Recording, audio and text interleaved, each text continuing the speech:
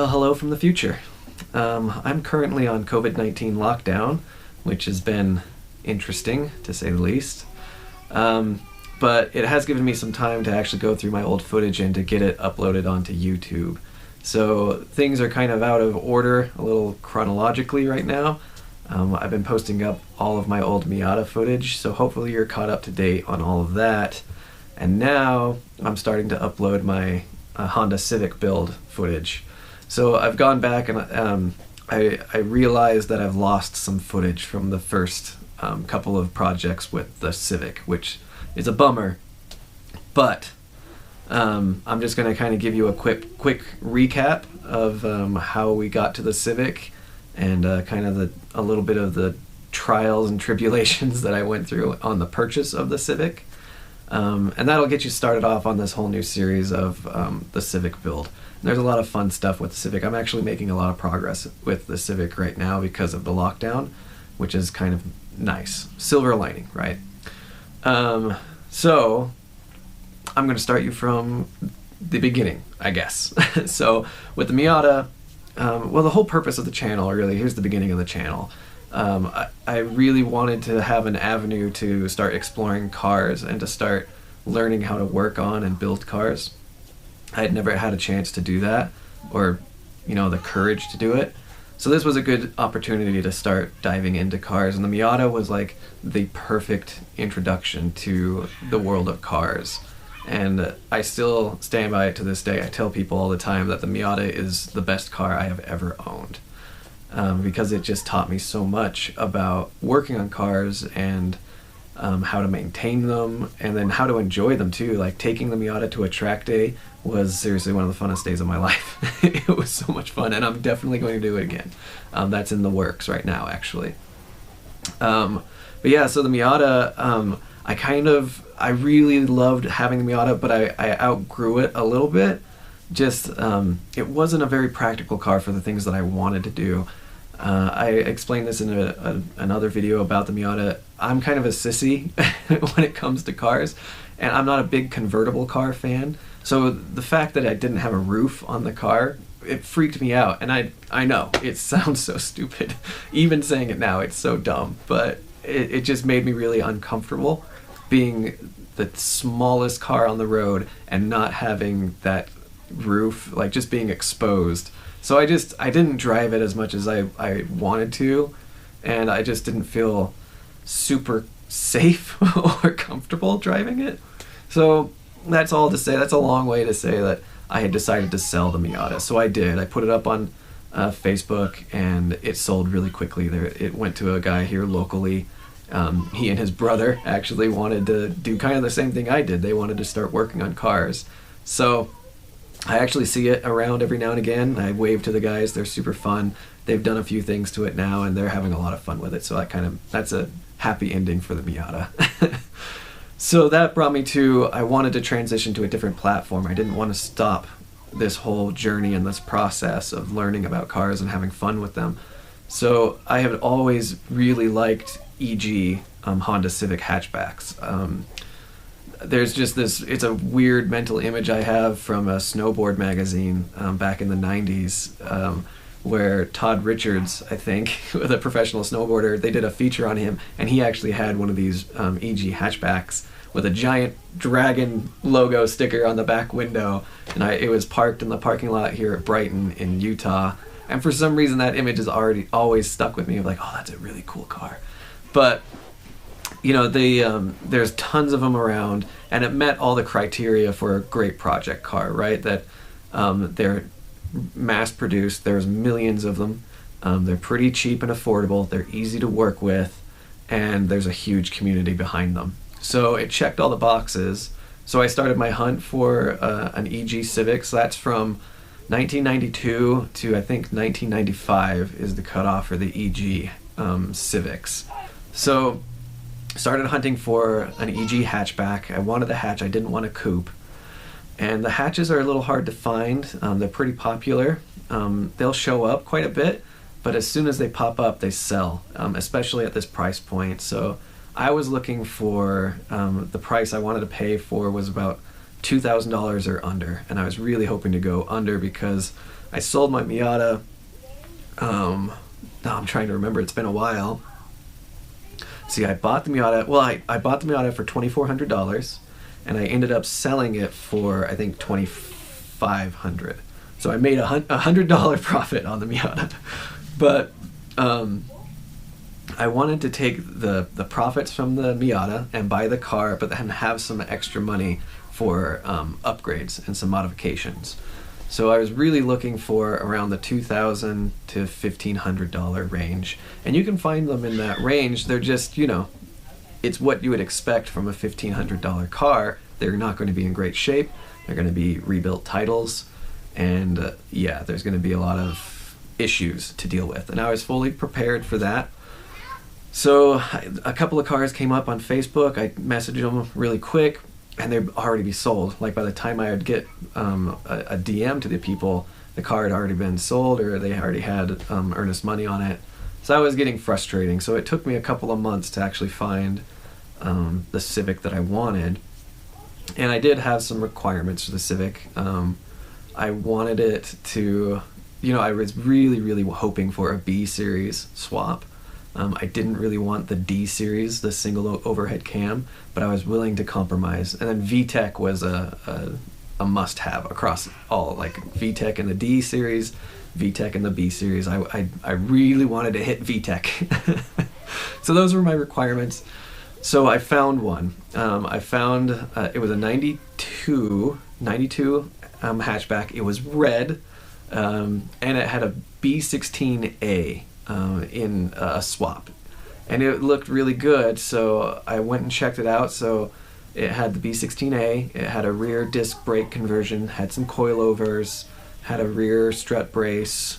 It looked like the car that I wanted, but in my exuberance and my inexperience, I got there and I was just like so excited. I had the money in my pocket, which is a dangerous combination with me. But we'll get there. So I took the car for a test drive, and it was good. It was decent. The transmission was like extremely stiff, which now I know that's a red flag. At the time I was just like, oh, it's just, it's race car, whatever. So I took the car, I looked at it again, and I feel so stupid now looking back, but at the time I had no idea what I was doing. I had done a few months of research and that was about it. But the car was missing headers, so it had open headers. So again, it didn't have an exhaust because there's no headers. It was missing the air box, so it was just an open throttle body. Yeah, I know. It did have rear seats, but it did not have rear interior or the seat belts. I think there was 3 broken studs on the wheels. So like the driver's front wheel had a broken stud, and then the 2 rear wheels also had broken studs. So the car, like, it was in rough shape. And then the swap itself looked like it had been put together pretty. I don't want to. The political thing to say would be it wasn't done very well.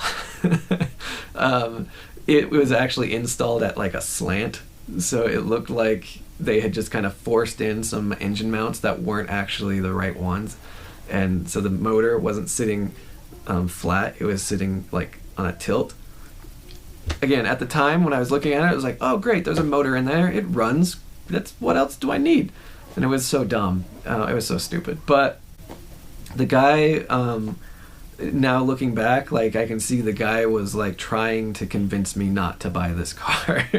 And I've since messaged this guy a few times. He's actually a very nice dude that was selling the car. It was 100% my fault. I was an idiot, but I bought the car from him. He had it listed at like $2,300, and I ended up paying him $1,700 for the car. So the guy was really nice. He was really cool. And he was definitely trying to convince me not to buy the car. I think in his mind he was building it as a track-only car, and I wanted it to be street legal and drive it, not as a daily, but just to drive it. And he even said, he was like, getting this car to a point where it's registerable is going to be very, like, really expensive and a lot of work.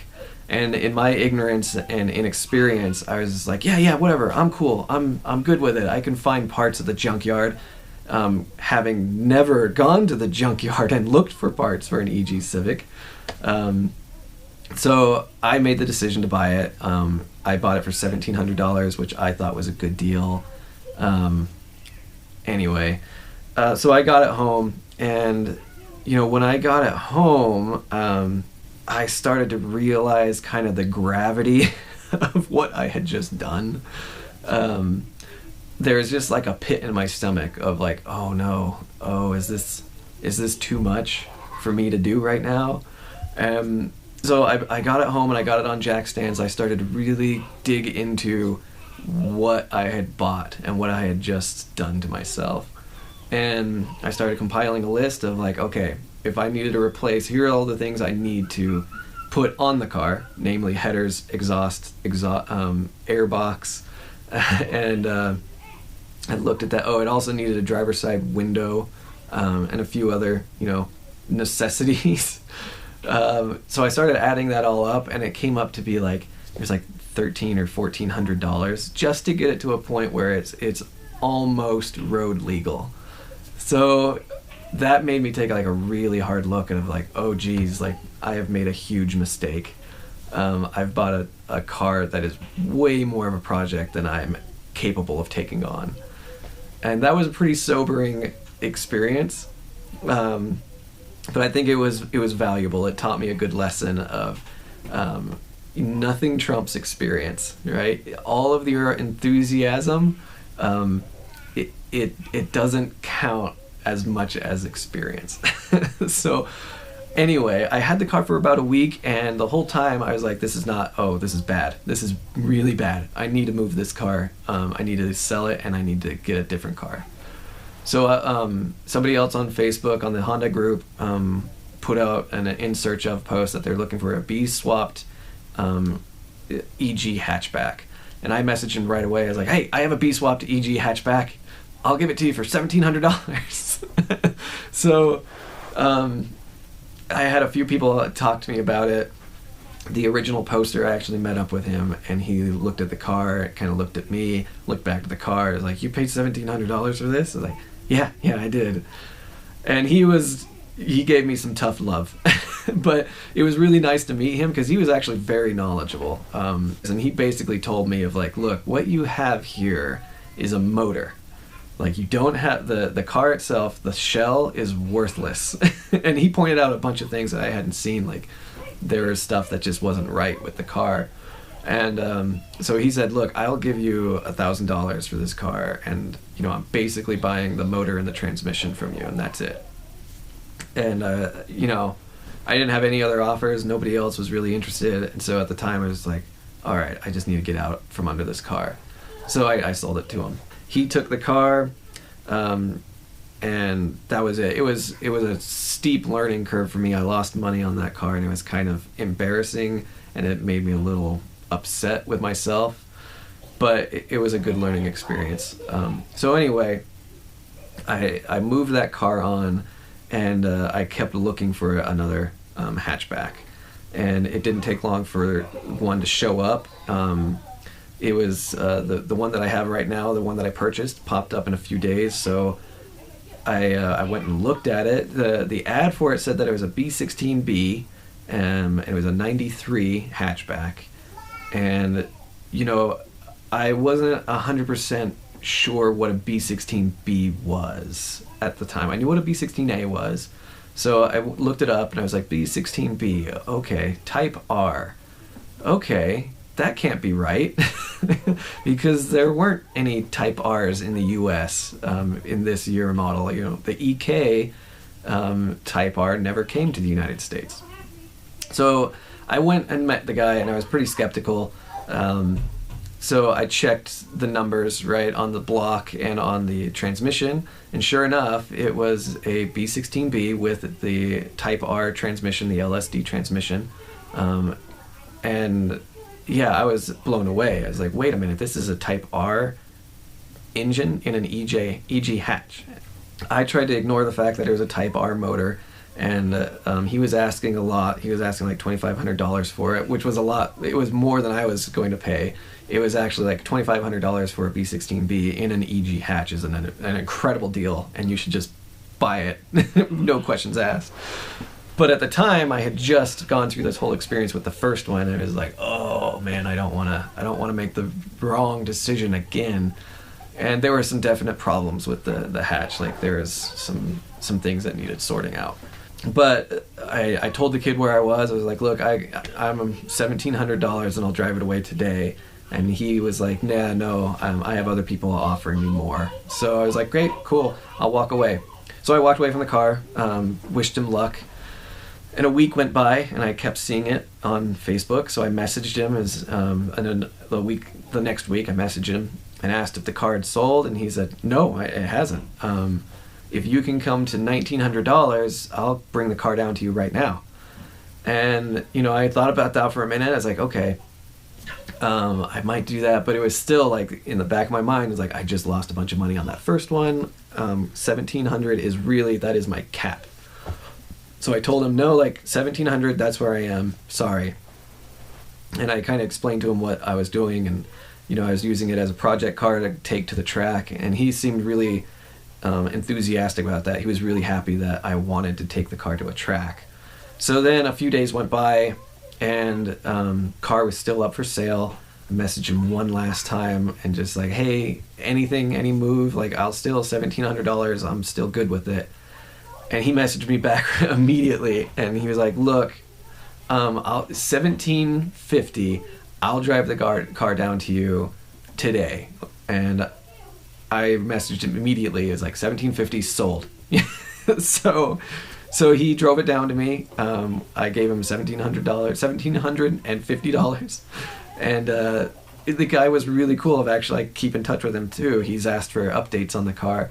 He was super cool. He was really excited that the car was actually going to be a track car, and that I was going to try to take care of it a little bit.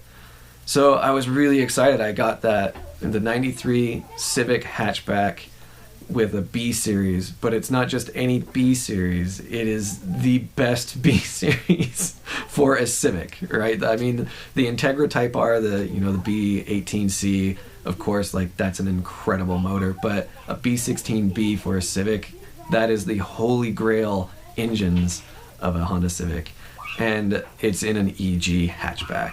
So I didn't know at the time of how rare a combination that is, or how an incredible a combination that is. I have since learned how awesome it is. But now, so I have a 1993 Civic hatchback with a Civic Type R motor, the B16B, with the limited slip differential. So it is the best setup I could possibly imagine, and I got it for $1,750. Sometimes fools are fortunate, and I am certainly a fortunate fool. But yeah, so that's the update on how I got the Civic, where it came from, and then this new series is just going to catalog the things that I'm doing to the car. I'm still not registered yet. I need to register the car. I need to do a few little things to get it ready to go and pass emissions, but it's coming along pretty well, and I'm really excited about the Civic, and I'm happy that I decided to switch from the Miata to the Civic. I'm really enjoying it so far, and my boys as well. My little boys love the race car, is what they call it. So they really liked the Miata, and I asked their permission actually before I sold the Miata, and they said, yeah, it's okay. As long as we have a race car, that's okay. And they really like the Civic too, so we're having a lot of fun working on it.